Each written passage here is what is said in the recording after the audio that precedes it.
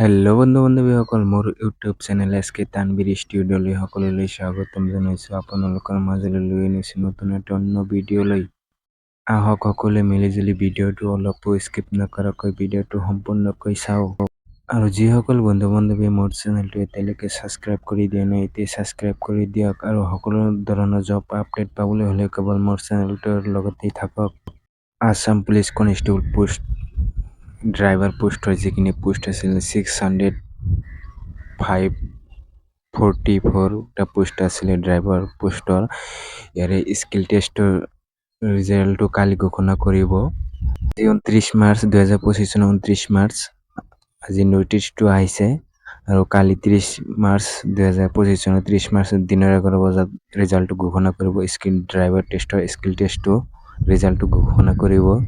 তিনিটা post constable driver 9টা post আছিল ডিছপেচ rider, 2টা পোষ্ট আছিলে হেণ্ডিমেন, 14টা পোষ্ট আছিলে মেছেঞ্জাৰৰ। এনেকৈ পোষ্ট আছিলে 654টা পোষ্ট আছিলে ড্ৰাইভাৰ পোষ্টৰ আছাম পুলিচ ড্ৰাইভিং পোষ্ট আছিলে।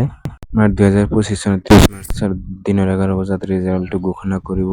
আৰু ইয়াৰ ৰিটাৰ্ণ এক্সামটো অনুষ্ঠিত হ'ব 6 এপ্ৰিল 2025 চনৰ 6 এপ্ৰিলত ৰিটাৰ্ণ এক্সামটো অনুষ্ঠিত কৰা হ'ব। এক্সামৰ বাবে 1 এপ্ৰিল 2025 চনৰ 1 এপ্ৰিল দিনৰ 11 বজাত আপোনালোকে ৰিটাৰ্ণ এক্সামৰ বাবে এডমিট কাৰ্ডটো ডাউনলোড কৰিব পাৰিব। বন্ধু-বান্ধৱীসকল, আপোনালোকে ৰিটাৰ্ণ এক্সামৰ বাবে এডমিট কাৰ্ডটো ডাউনলোড কৰিবলৈ হ'লে আপোনালোকৰ নিজৰ এপ্লিকেশ্যন নাম্বাৰ আৰু ডেট অফ বাৰ্থটো বহাই কিনে এডমিট কাৰ্ডটো 6 এপ্ৰিল তাৰিখে যিটো ৰিটাৰ্ণ এক্সাম অনুষ্ঠিত হ'ব ড্ৰাইভিং পোষ্টৰ সেইটোৰ বাবে এডমিট কাৰ্ডটো ডাউনলোড কৰিব পাৰিব।